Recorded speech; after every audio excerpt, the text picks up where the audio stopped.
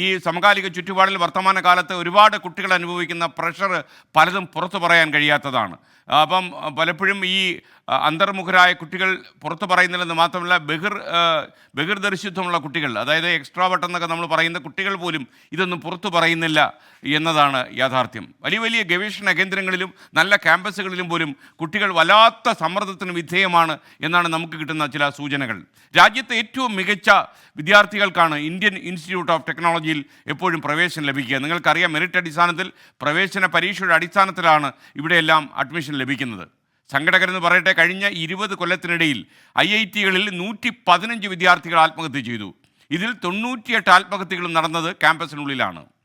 പഠന സമ്മർദ്ദങ്ങളാണ് പ്രധാനമായും വിദ്യാർത്ഥികളെ ആത്മഹത്യയിലേക്ക് തള്ളിവിടുന്നത് എന്നാണ് ചില പഠന വിവരങ്ങൾ തെളിയിക്കുന്നത്. പഠനത്തിൽ മികച്ച പ്രകടനം കാഴ്ചവെക്കാനാകാത്തത് പലരെയും മാനസികമായി തളർത്തിക്കളയുന്നു. എല്ലാറ്റിനും പരീക്ഷാ വിജയമാണ് വലുത് എന്നുള്ള ഒരു വിശ്വാസത്തിലേക്ക് വിദ്യാർത്ഥി നടക്കുന്ന സിലബസും പാഠ്യപദ്ധതികളുമാണ് നമുക്ക് ചുറ്റും ഉള്ളത്. IIT പോലെയുള്ള സ്ഥാപനങ്ങളിൽ മെച്ചപ്പെട്ട കൗൺസിലിംഗ് സംവിധാനങ്ങളുണ്ടെങ്കിൽ ഒരു പരിധിവരെ ആത്മഹത്യകൾക്ക് നമുക്ക് തടയിടാൻ കഴിയും. മിടുക്കന്മാർക്ക് പരാജയങ്ങളെ ഉൾക്കൊള്ളാൻ പലപ്പോഴും പ്രയാസമായിരിക്കും. പരാജയങ്ങൾ ഉൾക്കൊള്ളാനാണ് നമ്മൾ കുട്ടികളെ ആദ്യം പഠിപ്പിക്കേണ്ടത്. പരാജയങ്ങളിൽ നിന്ന് ഒരുപാട് പാഠങ്ങൾ നമ്മളും പഠിക്കുന്നുണ്ട്. കുട്ടികളെ അത് മുന്നേ പഠിപ്പിക്കണം എന്നുള്ളതാണ് യാഥാർത്ഥ്യം. പരീക്ഷയിൽ ഒരു മാർക്ക് കുറഞ്ഞാൽ മരണത്തിൻ്റെ വഴിയാണ് കരണീയം എന്ന് വിശ്വസിക്കുന്ന ഒരു കുട്ടി രാജ്യത്തിന് തന്നെ അപകടകരമാണ്. അതുകൊണ്ട് ഇവരിൽ ആത്മവിശ്വാസം പകരണം.